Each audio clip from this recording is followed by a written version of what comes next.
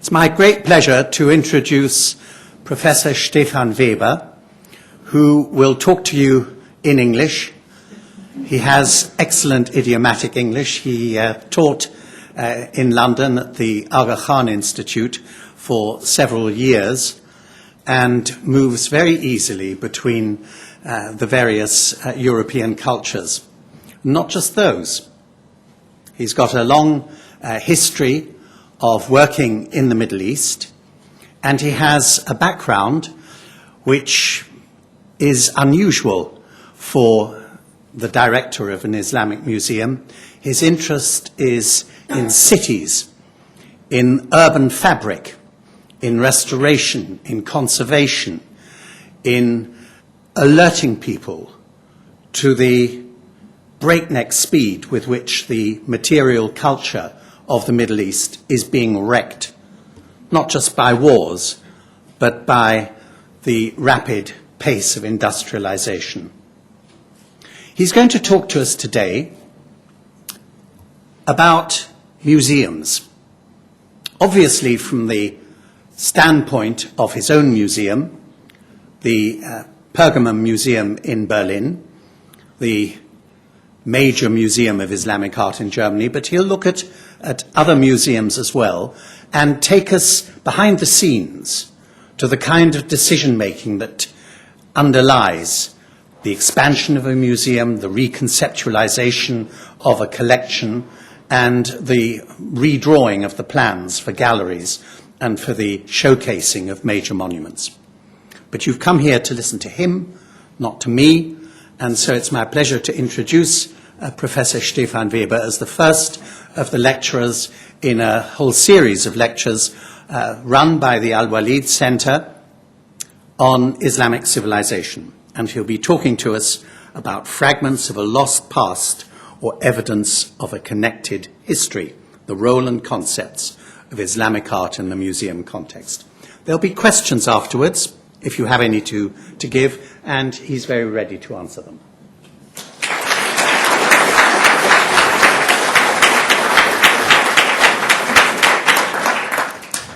Thank you, Robert, for these very nice and warm words. I'm very happy to be here and be invited by the Walid Center, so I thank the Walid Center as well for this invitation, and Yuka Kadoy for organizing everything. For me, it's actually great to be here, not only because it's good to go out of your own work and you travel around, but Scotland is quite known for visitor-oriented museums. So I will do and spend the next days in going around in Edinburgh and Glasgow to learn about the famous museums, how they interact with visitors and try to make the contents, what they ever have, more plain to the audience. Because we are in a position right now, and I think this is also one of the reasons why we have a good turnout tonight, that Islam became something very important to us out of different reasons. Of course, it is part of, let's say, the daily talk in newspapers. You have, of course, from German newspapers and one from the US. But the question of what is Islam? What do we see in the television? And this is very often much connected to violence, crisis, and with negative quotations. We know little about the cultural history, about the values, and the legacies of Muslim societies as something to respect out of, let's say, respect to legacies of culture, of a high society, of a high culture somewhere else, but also because it's important to learn a bit about us, because the Islamic world is very much connected with us, not only in history, but of course, and this is very evident today as well, because Islam became, of course, part of our own societies. And we, today in the museum, face quite different challenges that people come to us today to find answers of questions they have today while looking into the past. And these are issues that we have to address that a museum 100 years ago didn't have. 100 years ago, and they're going into the history a bit about how museums developed, we're talking about societies that were far away. You could maybe out of colonial grocery shops get some herbs and some special items, but it was not part of the daily, let's say, environment that you have Muslims, that you're living with, as colleagues, that this is part of, let's say, a global culture right now. So for us, it's very interesting now to see, and I would like to go with you tonight in 2 steps to the history of museums of Islamic art, to think what concepts were there when they started to develop, and second, now while looking to the planning of our own museum, what kind of issues we may address, where we have to may develop answers. Maybe the answers are the same like they were before, but we have to think about issues that were not so important maybe 50, 60 years ago. So by looking to the history of museums, Islamic art museums, one needs maybe first a short introduction. What is Islamic art? Keep it very basic and very brief. Islamic art is a term from something which developed in the Western museum and academia world, and it describes the objects that are defined by specialists as objects of high quality because of their technique, because of their design, and because of their materiality, and because they might be special for a certain period and a certain place in time.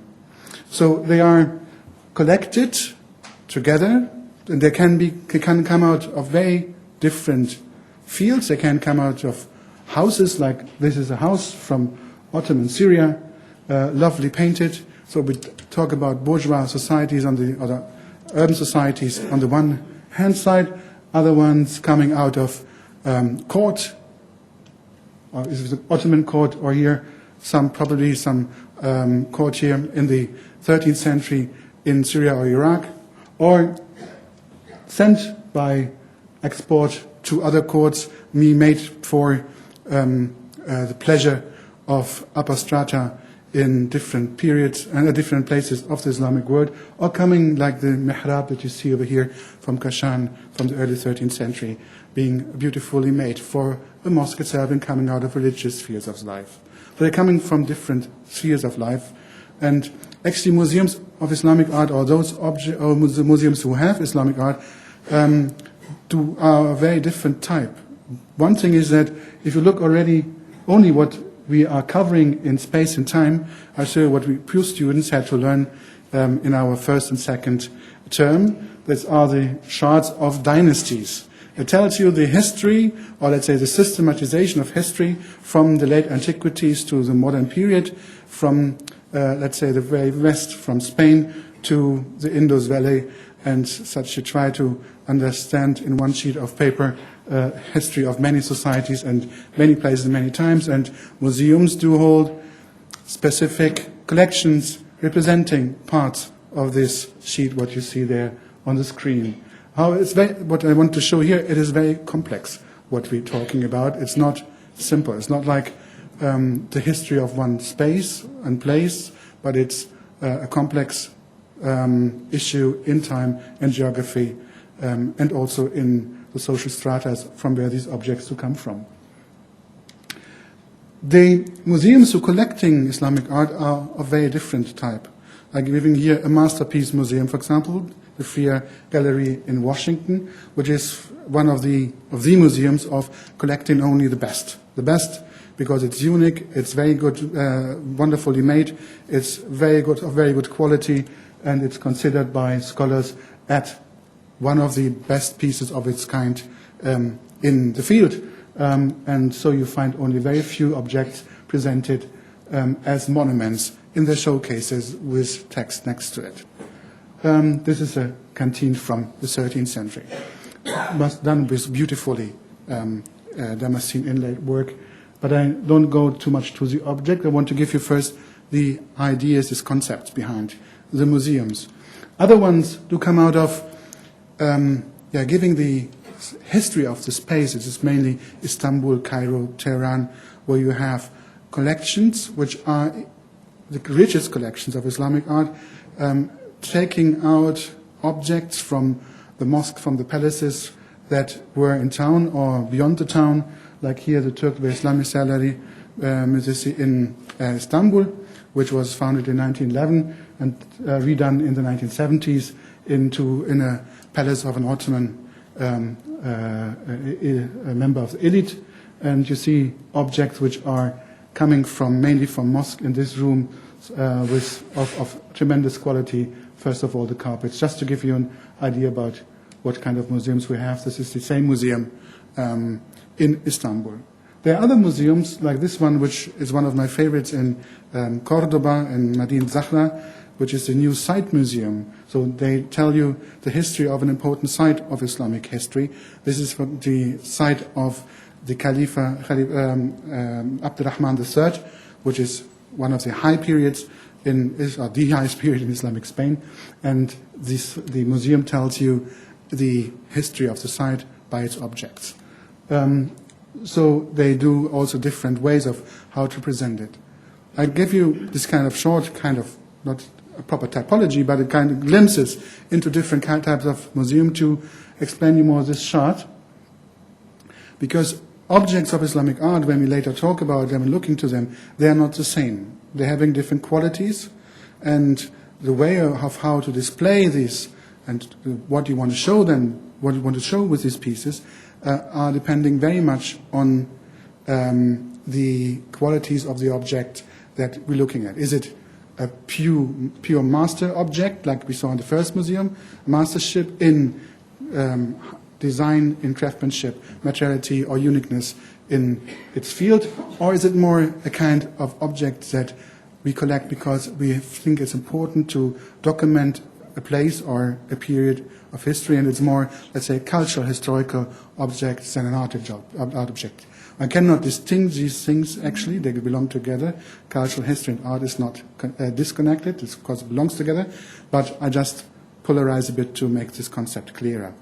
So just when we look later, sorry to have this in German, but as we're just thinking about museum and how to make a museum, we think it's very important to think about what the object that you're looking at is standing for, because then the object can tell the story that it holds.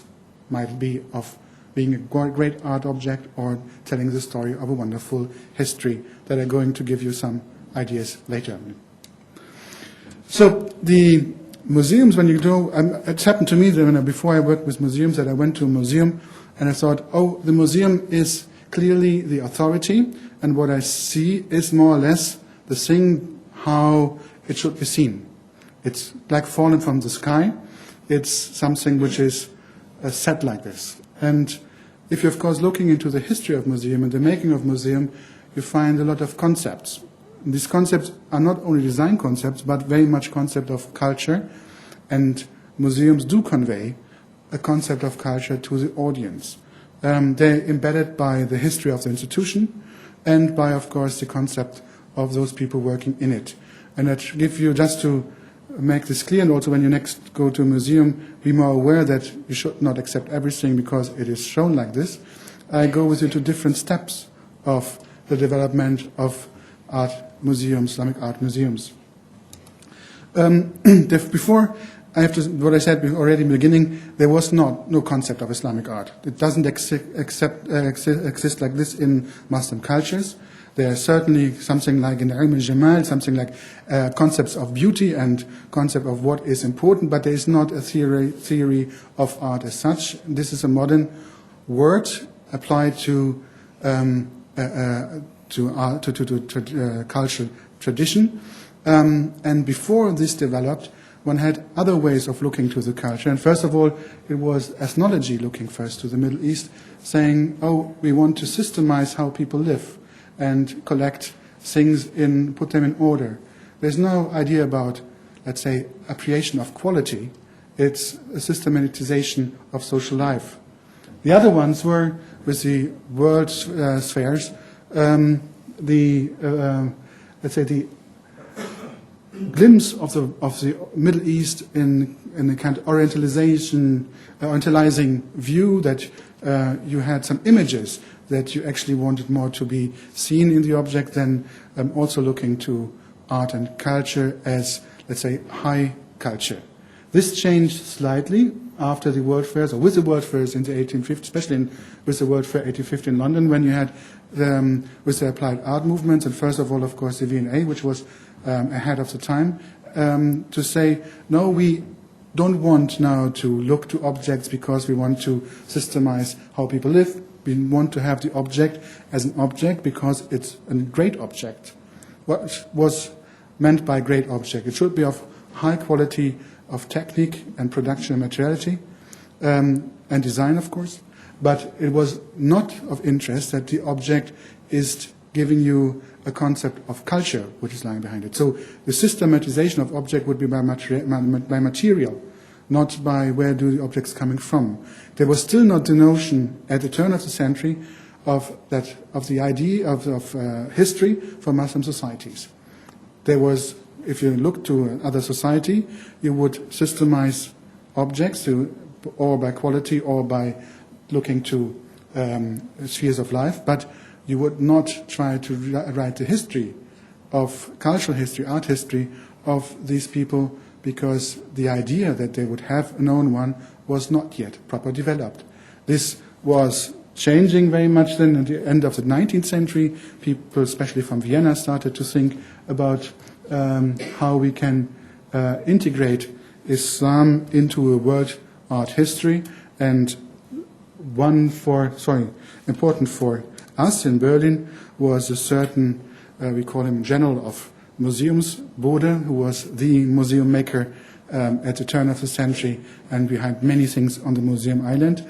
And he actually started to incorporate objects of Islamic art, not because they were of good quality, but because they were part of an art landscape. What Bode was introducing in his concepts in museums, like this one here, this is in the today Alte Museum, style rooms, not period rooms, like as we know them, especially from the US, but rooms where you try to elaborate a style, that you want to create a visual experience that one would have while looking into a Renaissance, for example, palace or church. And while Bode was looking very much into Renaissance palaces, he discovered that Oriental objects, carpets, were very much part of this visual experience of the 15th, 16th century. So he incorporated objects of high quality from the Middle East as art objects, as such, into these museum concepts. You see this. It was very highly influential at that time, and actually the period rooms very much are connected in concept to the style rooms of Bode. So he went a step further. He said in 1904, he not only saw the objects as own art objects in Italy that he brought with him, he looked beyond and saw that we have to open up the museum world for different artistic traditions and open next to the Mediterranean world, next to Europe, also the doors for other cultural legacies, artistic legacies. And here it was the more or less simultaneous opening of the Museum of Islamic Art, which was the first one in the West, the Museum of Asian Art, the Museum of Byzantium Art, and the Museum of the Ancient Middle East. And suddenly, out of, let's say, a very limited understanding of cultural and art, not culture, of art in the Mediterranean, it became a world history of art. He was not alone, of course, in his time, but he was the first one who applied this also to Islamic art. But when he did that, it was something very specific and very important that still is ruling our self-understanding as scholars until today, that he sorted structure. So if you try to map the world and you organize things to institutions, you normally build borders by definition. If you build an institution, you build borders. You cannot do that differently. So in that time, he had, of course, applied this concept of Islamic art and Asian art to museums and build thereby borders in between them, where we scholars don't see borders, but he tried to break them whenever it was possible. The most important object to do this was for him the one that you see in front over here, which is a desert castle from the first dynasty of Islam, the Umayyads, thought to be the 740s, with this no inscription, but most of us are convinced it must be the 740s, 8th century then, of a Khalifa in today Jordan. But when this came as a present that Bode has made, been arranged to be a present by Abdul Hamid II, the great, the last important Ottoman Sultan, to Kaiser Wilhelm II, they were not sure what this object is actually. There were different theories, and Bode himself did not say this is Islamic art. He said, oh, it could be Sasanian, it could be Byzantium. I'll show you later why they say that. But important, this is the castle, how it was looking like as a ruin, was never finished, and this is how the mass construction it may have looked like. But I don't go into much detail now on this castle, which is a palace, but a palace for this word, of course, for this building. But I'm going more what this palace was, how they looked at this. It was dismantled, the facade, it came to Berlin, was installed, and then it was installed, and this was very important, not being recognized as an Islamic art object, as the door into the new galleries of Islamic art. So what that means from the very beginning, it was not important, is this proper Islamic art or not. It's seen as an object from the same cultural landscape and in the same art traditions, and there is no problem to incorporate objects of other objects outside the category into the gallery rooms. And this is what we call today, of course, cultural history. There's a very understanding that cultures are connected to develop them from each other and are not disconnected, are not systemized in institutions, yes, by harsh borders, but not in reality. And this is something which actually is a very important notion that we sometimes today forget. But I come to that back. Come back to that.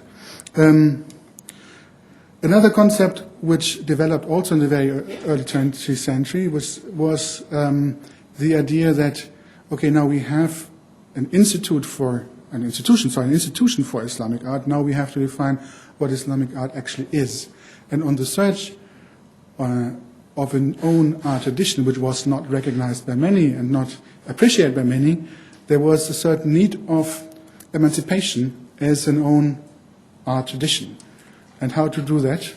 These museums makers of the early 20th century, the same ones, went to München to make an unbelievable big exhibition on Islamic art, but with a new concept. They followed something which is called in German the neue Sachlichkeit, which is maybe the new objectivism in galleries, is that you not anymore try, and this is Kühnel, who was one of those guys, actually said it very clear, they didn't want to make an Oriental atmosphere. They wanted to create an atmosphere where the object is an art object, so the object is an object and nothing else. And this was in the spirit of the early 20th century, but it was a very important step for regional tradition, for something which is Islamic art. It was then more than later accepted for Asian art, but for Islamic art it was a big fight to say, yes, these objects are art objects, and they have their own right to stand as an art object in front of you without a lot of Oriental design around it. And the catalogue actually is more telling, is even more telling. If you look to the catalogue, first time that an object is treated as a monument.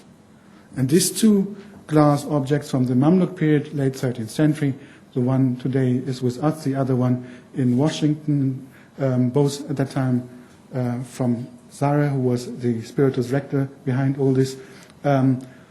These objects are now seen as objects in their own right. This was a tremendous step. For us today, we would say, this is normal. Why, of course, is an object an object? But for that time, it was not normal. It was not accepted that these, let's say, handicrafts are art objects.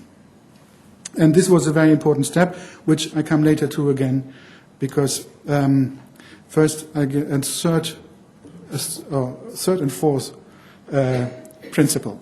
So we had seen cultural history ruling the beginning. Second, the making of an art tradition by monumentalizing or focusing on the object. The third one is important, which I would say is the beginning of art history as a history. When in 1932 the great Mashhad facade was moved into a new museum, the Pergamon Museum, just built, there were two very important decisions made. The one is to say, okay, this facade, and I'm going to show you some elements later, is telling you the history of the late antiquities, and thus telling you the connection of Islam, late antiquities to antiquities. And since we have this concept of culture history, there is no problem to say, yes, antiquity is not only belonging to us, and we keep Islam out, but we integrate Islam to the history of antiquity and this into the Pergamon Museum. And this was a very clear decision by somebody called Karl Heinrich Becker. He was a scholar of Islamic history, and at that time Prussian Ministry of Culture. And he said, I understand the Islam in the reference of antiquities, in the frame, as a reference frame of antiquities, and this is why I decided, it was in 1927 that it was decided to put Islamic art next to the ancient Middle East, next to the Greek Middle East, next to the Roman Middle East. What only is missing is Byzantium Middle East and Sasanian Middle East. But this was the very important step to say we now integrate it proper into a world art history. And then that new director, Kühnel, at that time even created with his predecessor, Zara, something which is very important to Islamic art museums all over the world. They started to develop a chronological principle. To say, we don't order any more carpets, metalwork, but we allow Middle Eastern societies to have history. That there is a development. It's not all the same. It's different. It's different from the 8th century to the 18th century, and it has not only its geographical difference, but also its chronological difference. And so they ordered, and this was at that time revolutionary, to go and say we're going from the early Islamic period, pre-Islamic periods from ancient Iran. They started here and going to the dynasties of Islam and coming up from, let's say, they started in the 7th century, even before Islam, and they finished in the 18th century. No, at that time, 17th century.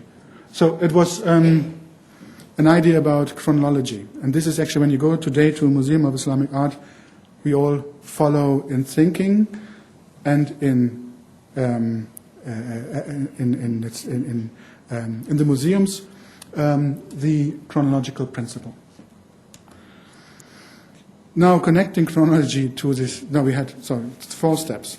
In cultural history, monumentalization of objects, the connection to antiquities and the great grand narrative, and then to have the chronology as next one. And now with modernism in the 1950s, 60s, the second principle of looking to an object as an object became very important, and of course the idea developed in the early 20th century, but it was ruling the galleries in the 1950s and 60s, and sometimes until today. If this is a remaking of, or the new making of the Dahlem Museum, when it was first in Berlin after the division in East and West Berlin, the Pergamon Museum was restored In the 1950s, it opened with an own section of Islamic art. It was at that time called Islamic Museum. And there was a new museum in the West called then the Museum of Islamic Art, opened more or less the same date. Both of them following this new principle of having the object now without any contextualization. If you look here, you will hardly read a text where you can see where you are, what you're looking at, and you search for labels. There is nothing to have you understand the object more than your own experience with the object itself. And this is something which actually, when you look to galleries today, all over the world of Islamic art, actually not today, because I come to that, today things change again, but if you're looking before the year 2000 into galleries of Islamic art, they all look the same. There are galleries as a gallery style. They have a very, let's say, soft design. So you don't. It's not. The design is really taken back. It's in the background. The color of the design is very neutral. It's in neue Sachlichkeit in modern ways. You have the gallery floor of wood, and then the object singled out in the showcases. And this is where you go. Also, when you come to Berlin, it's very similar after the unification of the two collections, East and West. It's the same, what I call international gallery style that we have today. But now, in the last years, which is very interesting, you have something new. We saw in the last years a remarkable remaking of most collections of Islamic art, and if I start to open the list, I would need a half an hour longer, so I don't do that, but there's more or less anywhere in Athena and Copenhagen, in London, in Paris right now, in New York, all over, there was a remaking of collections of Islamic art. Sorry, I forgot to have another slide. Sorry. So I come to this point of the remaking of Islamic art museums. But no, so sorry, back to the gallery style. I forgot that I have this too. So now when you come with the first question that I in the beginning asked about, what do you want if you come to a museum and people do come to learn for their questions today, they will face this international gallery style. They can see the beautiful objects. When they would like to learn about these places, they have sometimes one board telling you it's all Islamic art, and you find in Islamic this and this and that. It's the grammatical flaw and that. But you will very often don't have an understanding of what is shown. You may not understand the structure of the gallery, and very often you cannot understand why the objects are put together right there. We know, because we know this is all West Islam, so the curators, they say, okay, we have here Mamluk metalwork, we have here Ottoman tiles, well, we know why we put them there. But a visitor cannot know why we put them there, and why you have a Quran page next to an architectural decoration, next to a pot, and next to a scientific astrolabe. It's not clear. It's not said why. And it is very often not also made clear by the labels. Very often labels saying you time, space, material, and inventory number, and sometimes the size of an object. So it's very difficult if you don't know. If I'm going to Chinese art museums, for me it's the same. I'm happy that I know about Tang and a bit about Ming, but the other periods I'm lost. So I look into things and I don't understand. I appreciate the object, but I would love to learn more. So in the last years, we have another concept number 5, which is coming to the galleries, which is that not only the object is an object, but the object is an object in a beautiful design.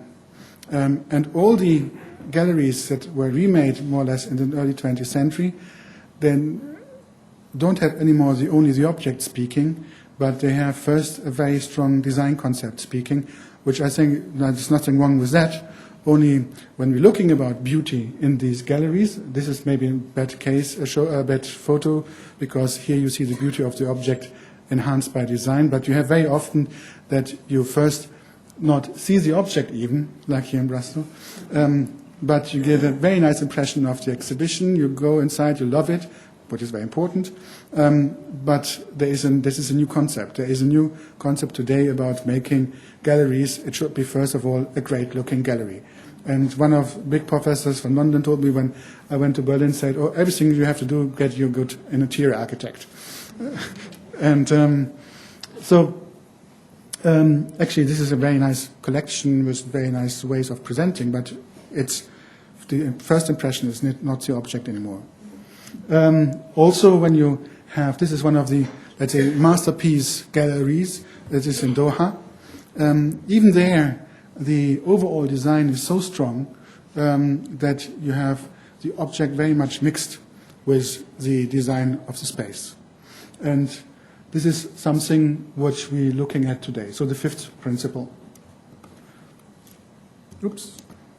So now thinking of a museum. We stand here today and look to this tradition and think, what should we do with the interest of people? And many things of this tradition is extremely important. It's very much has to do with our self-understanding as curators and scholars.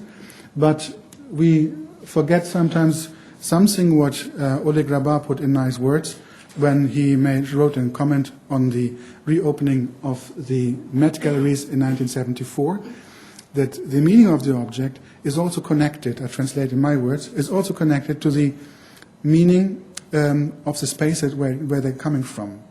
And that an object is beautiful, but it has much more when you connect it to something. And I'm working very many years in the Middle East.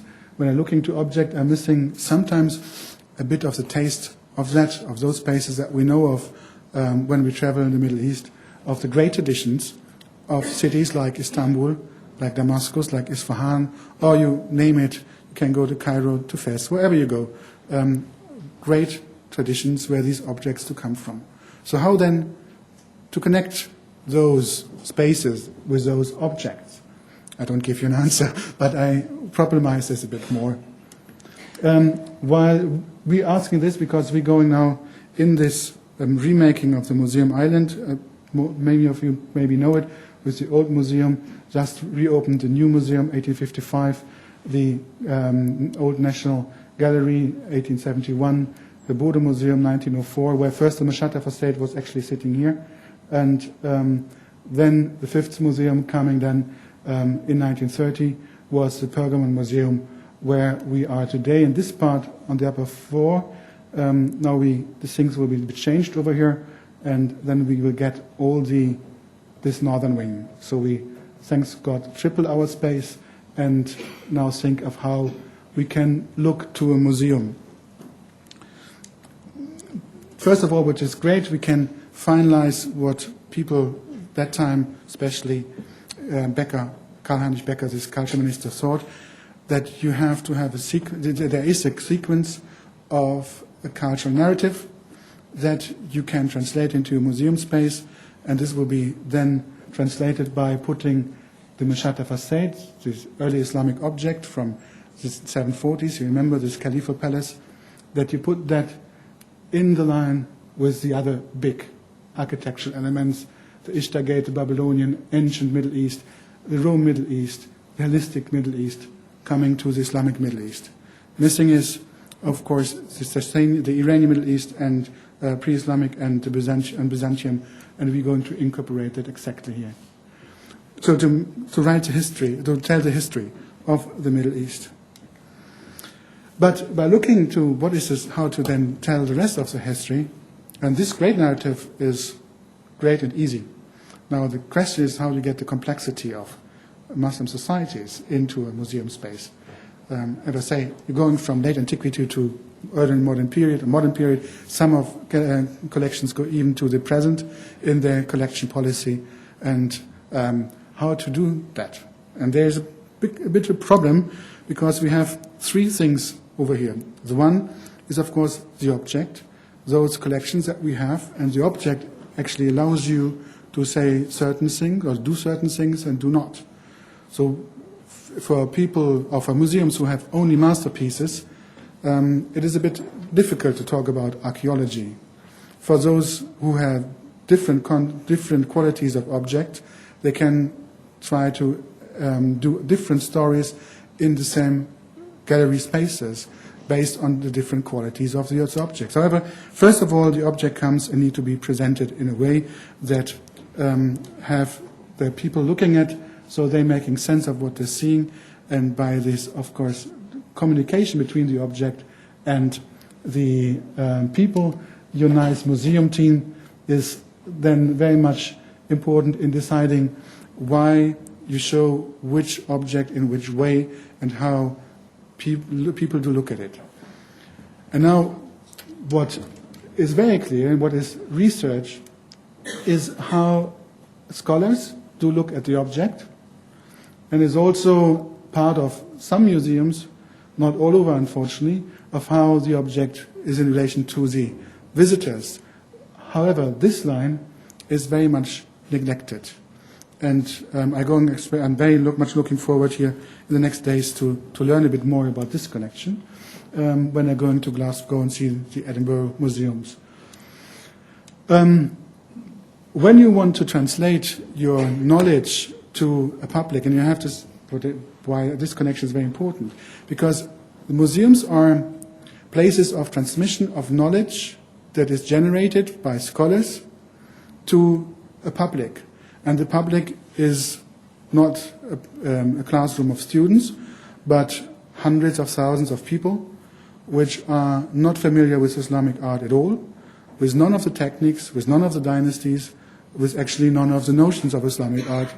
And we had last year in our museum 730,000 people, and every year it's getting more. We had the last 3 years 50% more people coming to be interested in Islamic art, and they come, they want something, and now we have to see how we can translate what we have to make them understandable why we have those things over there, and why we have put all these objects in this showcase and none others, and what we want to show with these objects.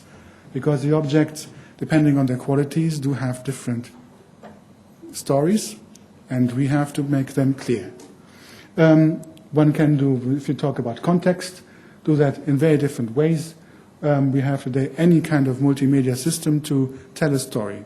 And if it's only an iPhone with a highly individualized register of different information that somebody can ask for by looking on his iPhone, or even sometimes you don't need anything, but this mihrab is so much strong as an object, you can also, of course, leave an object without many informations. But let's say, what I want to say is there are very different ways of how one could do it. It's not a technical question anymore.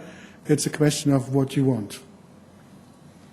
And first thing is that while we looking to our system, we looked to our audiences and we asked after they visit the museum, and we have good luck that most of the visitors are staying between half an hour and an hour in our museum. So they had plenty time to be familiar with some ideas that we have, and we ordered everything by dynasties. As I showed you, one had developed this in 1932, and we asked after they're coming out of the galleries by multiple choice how many dynasties they remember.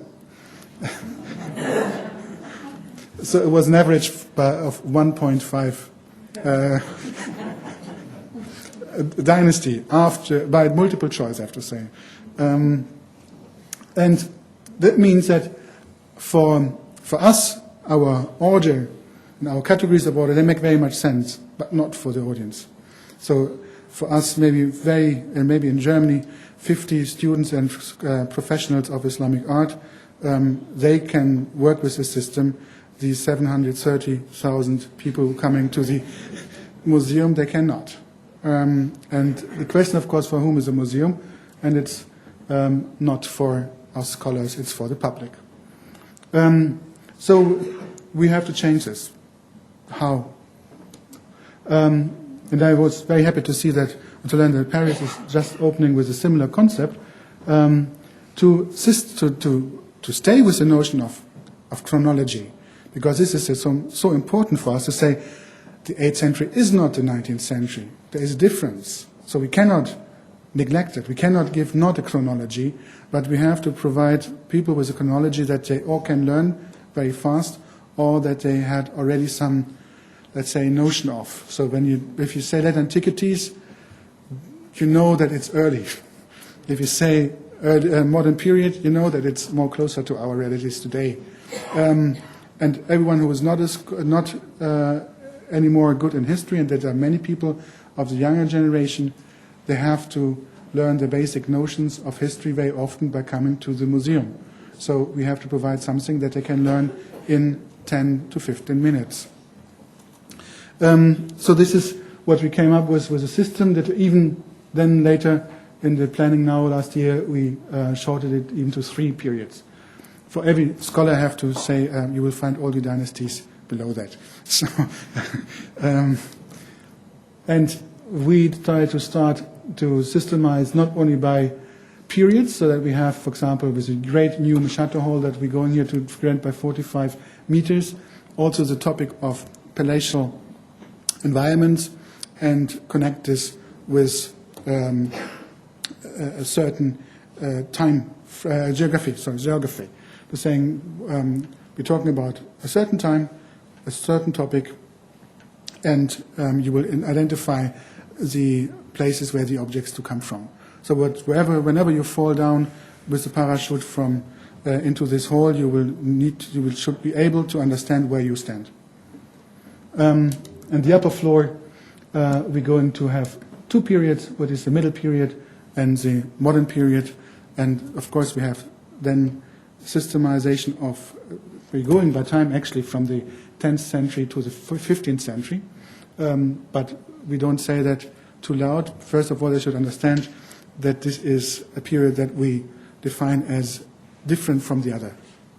One can discuss years, but in general it's I think, quite solid. And also to think about where do objects to come from and which kind of strata they belong to. And we don't want to rebuild houses or gardens or mosques, but to give an atmosphere of where do objects come from, or which kind of notions they have, or which kind of qualities do they have.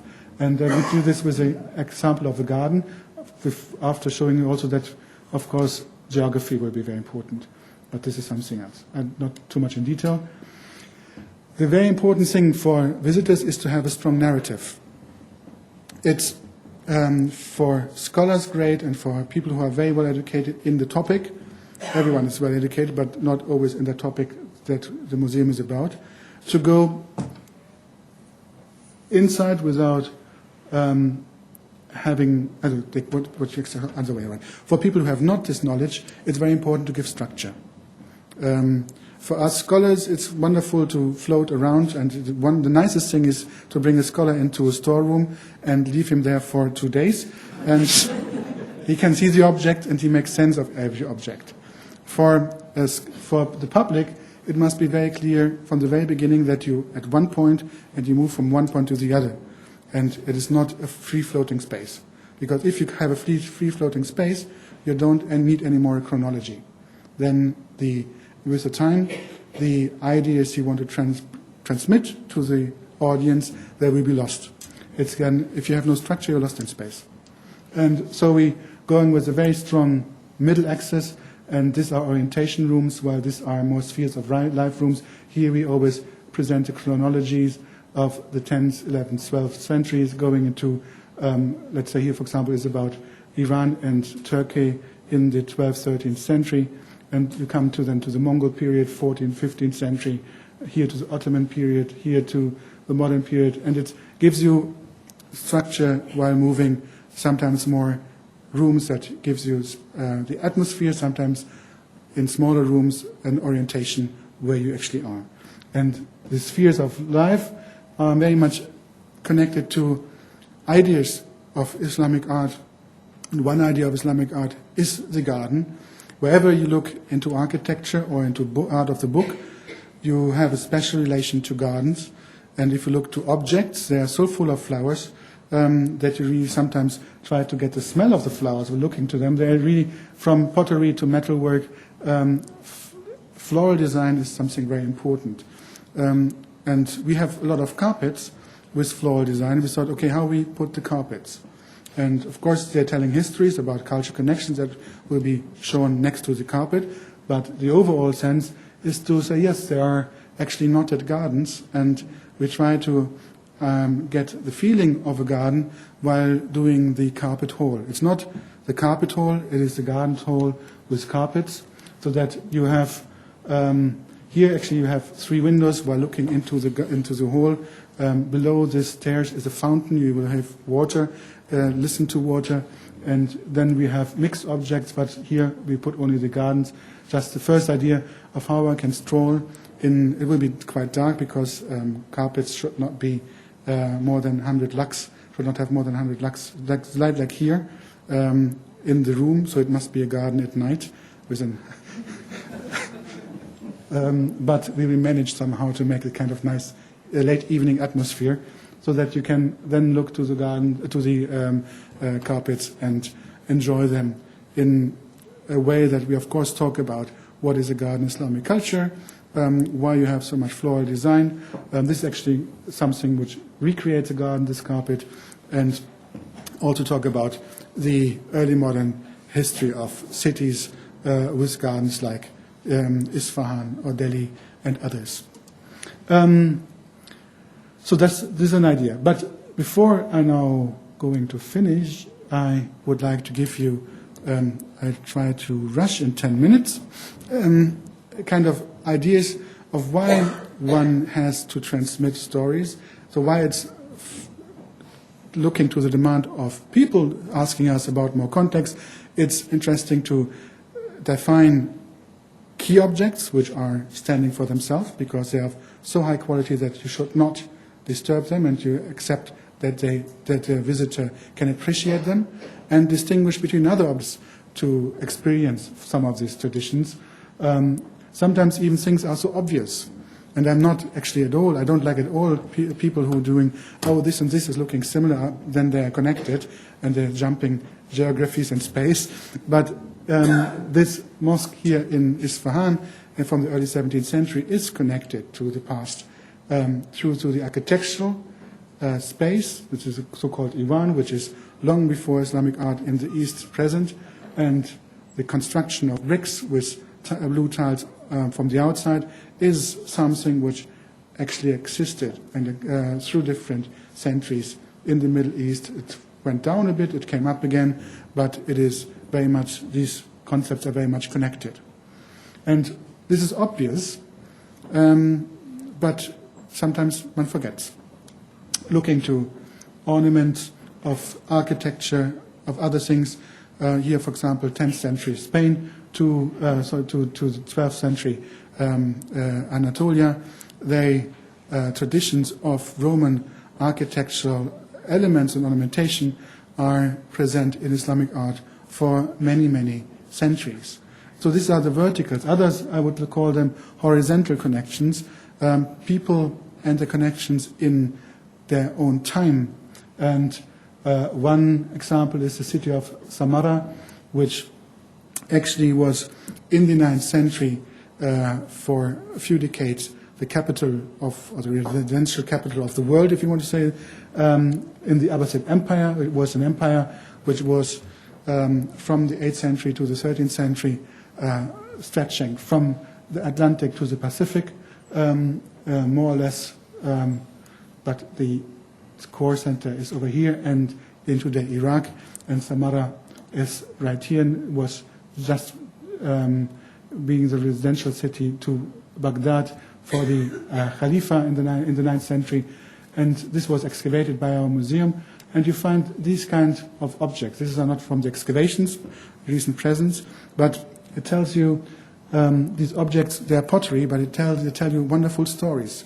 And one of the stories, I'm looking more to this one here now, is the blue and white story, which is actually the meeting of Chinese porcelain's adaptations or remake copies with cheaper pottery work and the ancient Middle Eastern blue, put together in the 9th century by connecting imports or being enriched and inspired by imports of white porcelain from China, and connecting this to the own color scheme was available that time. And so blue and white was created, and this blue and white, like the other one, last time we found here from the shirts in the stores from the excavation in Samara, they have actually a history of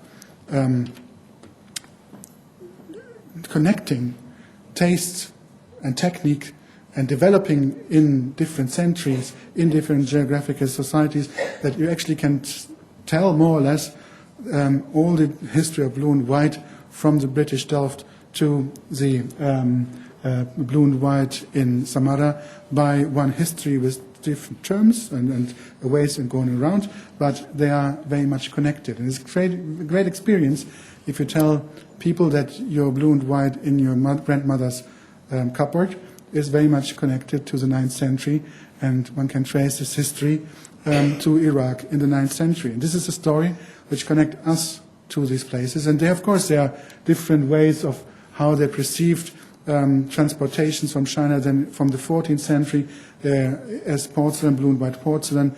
They are much connected with what I said before in the 9th century.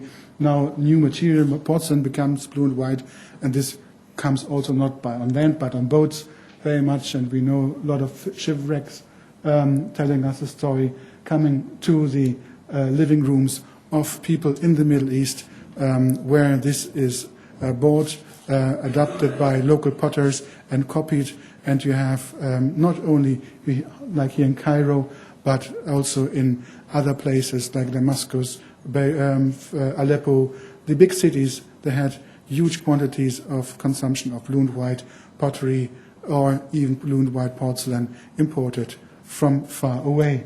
And this is not only in Aleppo, but also in Edinburgh.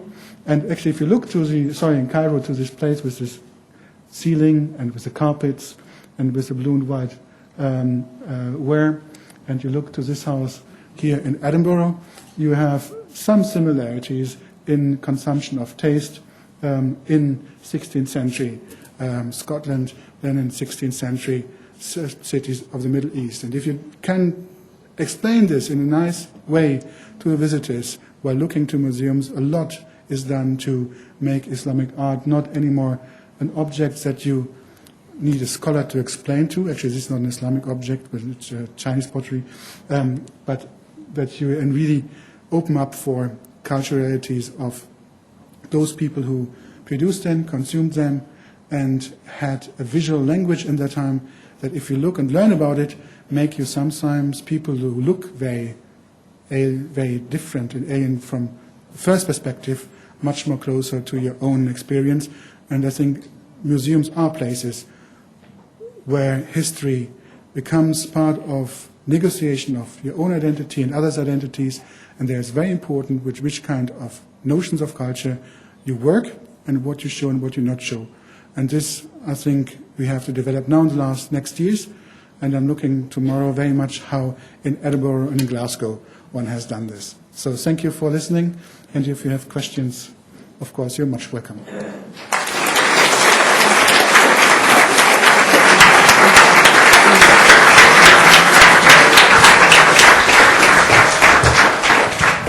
Well, I think we've been very lucky. We've had a master class in what museums are all about, what they have been all about, what they are all about, and what they may in the future be all about. We've seen someone who talks without notes in a language that is not his first language, with total ease, and who weaves a magic spell. A solid grip on the past, but a spatial imagination which we saw exercised in the tour that he gave us of the Berlin Museum that is in the making.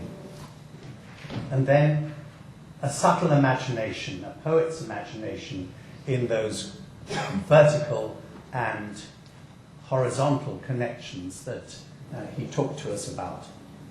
So we've learnt a huge amount, and we're challenged for our own society and our own museums. Now, a few questions.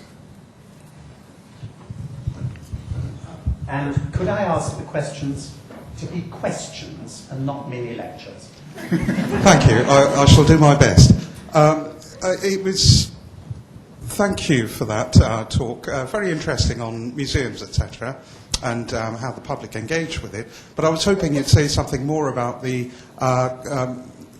injunction in all these Abrahamic faiths against any idolatrous iconographies. The role that the human form has played in Western art arguably has been about education to an illiterate public, but there were representations of the human form in early Islamic art, but for different reasons. Could you say something about the similarities and differences there? I should not give a lecture, I heard. No, but it's a very complicated topic. You have, let's say, topoi, and you have realities. And one of the topoi is that you should not have visual representation of human beings, and the realities is that you do have a lot. But one of the realities is that you don't have them in religious spaces. So it is based on, let's say, the time and the social strata and the spheres of life that you have imagery of figures, animals and human beings, especially in the art of the book, but also in pottery and many other media. The Safavid silks are full of people running around, and you have certainly areas where you find them more than and others where you find them less. And the main difference is that you don't have too much sculpture. Only in early Islamic period, in the first dynasty, and then later in the 13th century coming up again. But sculpture is not what is very prominent in Islamic art. Painting, yes, it is, but not in religious spaces. Yes. In red. Thank you. I wonder, could you comment on the distribution of those Islamic objects between Shia and Sunni history? And I guess I have a secondary point, is you develop the way in which these things should be displayed in Western museums. What are you learning from museums that are within the Islamic countries? I try to be diplomatic. No, there is, let's say, to say. First, you have, going with the second question first, there is a situation for museums which is very sad, of those places where they have been for 50, 60, 70, 80 years, and due to neglect and still are not very well kept. There are other museums which are just reopened or newly made, and which is much money behind it, like Doha, which are splendid, and we could pack our collection into the stores back because they have so beautiful things, so well presented, maybe not well communicated, but beautifully presented. So it's not that one can say in the Islamic world is like this, and this Cairo just had remade its Museum of Islamic Art, which is extremely beautiful and which has a very strong concept as well, and good text to it. Unfortunately, it doesn't fit the people of Cairo that don't come to that museum, unfortunately. But it's an extraordinarily good collection, very well done and presented. And others, just coming from the Haram al-Sharif in Jerusalem, which is in a very bad state. Others, national museums, are not very strong in Islamic art because Islamic art was not part of the national narrative. For example, Lebanon, you have a small corner, and also in Syria it could be stronger, where you had the pre-Islamic history as part of the own national building process, and those national museums to come and to serve the national story. So it's a very complicated issue. There are different museums, and now a great thing is going on in Turkey. Iran has beautiful museums, and Turkey is now booming, and you have private museums and public museums. Like the public museum, Dolmabahce Saray, is so professional that we can go there and learn from them. They're doing a very good job in Turkey in some museums, not in all, and certainly not in provincial museums, but in some they do. And they have museums right now popping up all over.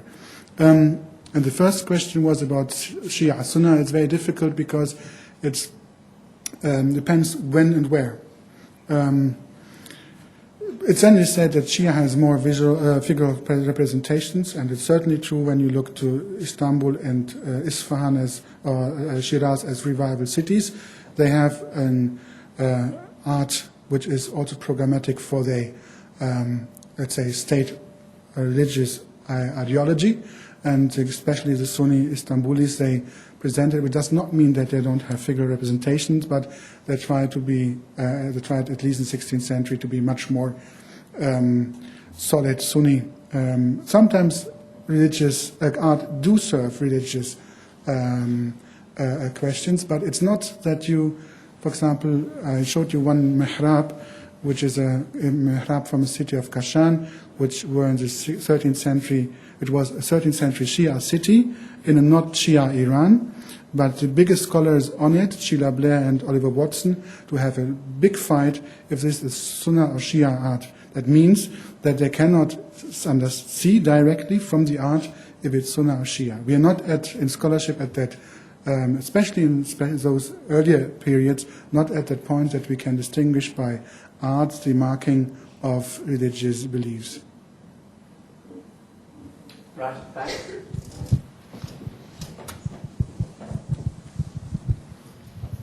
Hi, my name is Rana from Edinburgh University. It was an interesting discussion and an interesting presentation. I've got a question related to the art pieces that were presented here from Jordan, coming from Jordan myself. I was wondering what would be better for museums to have these pieces back in their original places so people would be able to see the whole picture of it. You've shown something from the castle, the Umayyad castles in Jordan.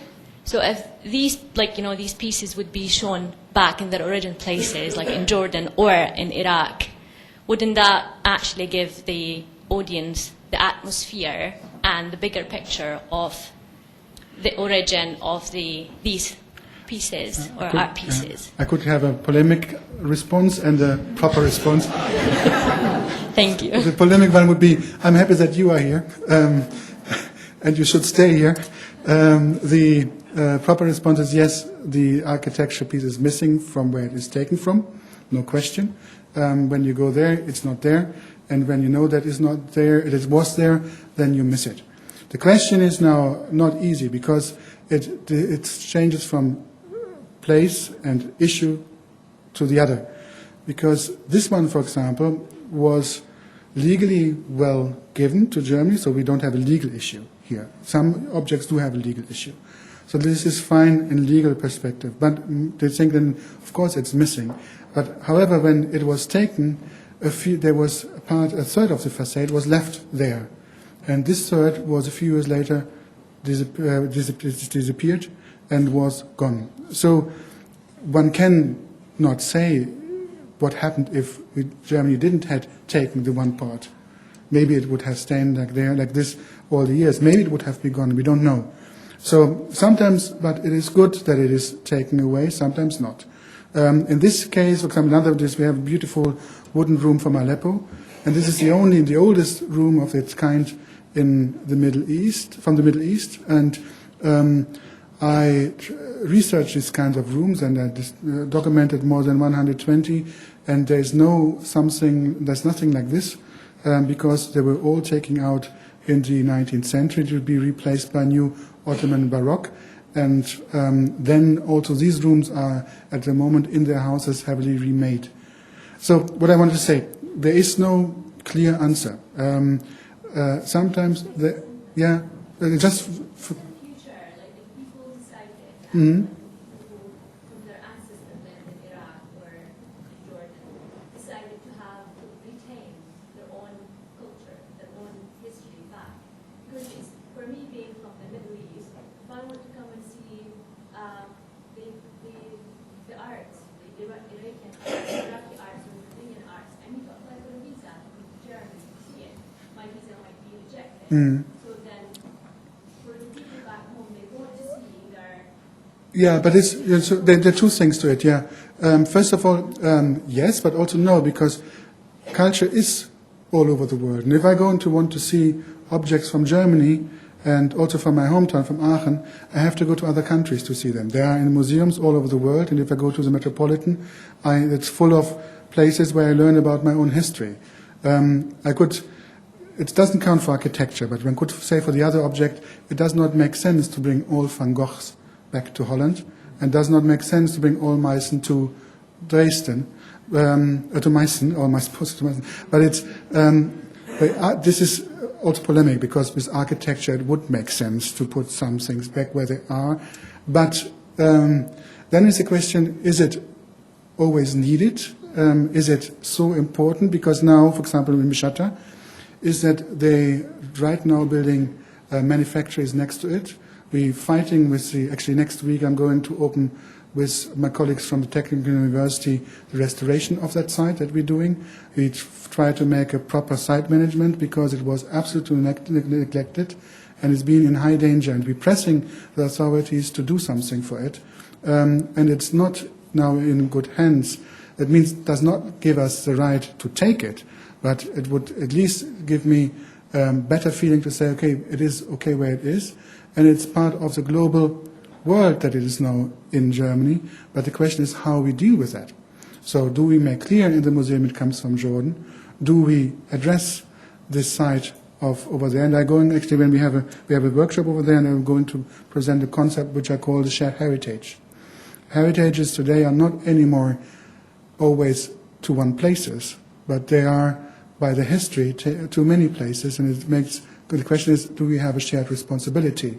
And I would go first for that before I go into very often nationally feeded questions of who owns what. Because who owns what is in our societies today really difficult, which I just think with big monuments like Mishata still, of course, is a question. In a way, I could say you're totally right, but it's not so easy.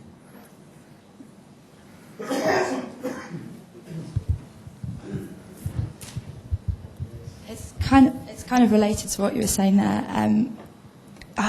For me, when you were talking about the the horizontal narrative, how are you dealing with the aspect of the fact that some of these objects were actually they spent quite a lot of their time in the Christian Mediterranean world, in church treasuries and that kind of thing? Are you discussing that and their role that they took in those situations, and also sort of do they belong there? Because especially in Spain, a lot of those objects still remain within the reliquaries themselves, and that kind of thing. Just interested to how you'd be discussing that within the actual museum.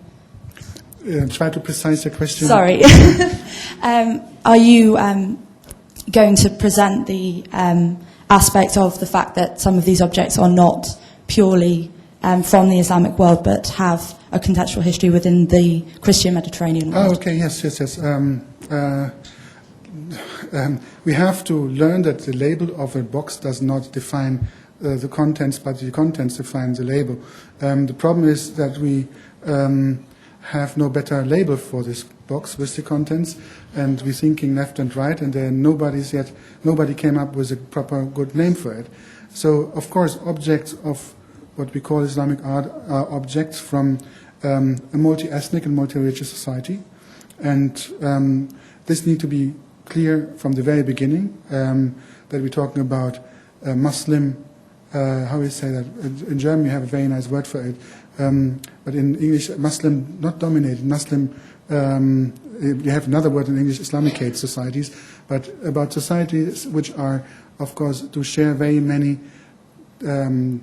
notions of the main majority and notions of art as well. So there is, it's very complicated. There is a language of art which is shared by Christian, Muslims and Jews. And one good example is we have a Jewish niche from a house, and I think I'm the best one who could identify the niche and the age, but I could not identify if it is a Jew or Christian or Muslim who's living in it. So the same as we have a beautiful house interior from Aleppo, which is a Christian house, and it plays with all three religious traditions, and it's certainly not Byzantic in thinking, Greek, in the traditions of, for example, some Orthodox traditions to have, but it's very much enriched by Islamic art, and you cannot certainly define an object as proper Islamic, but Islamicate, we try to say. And there's no nice word for it.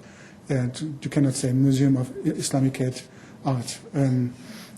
So the problem is that we have to address it, but we don't know yet how to address it best.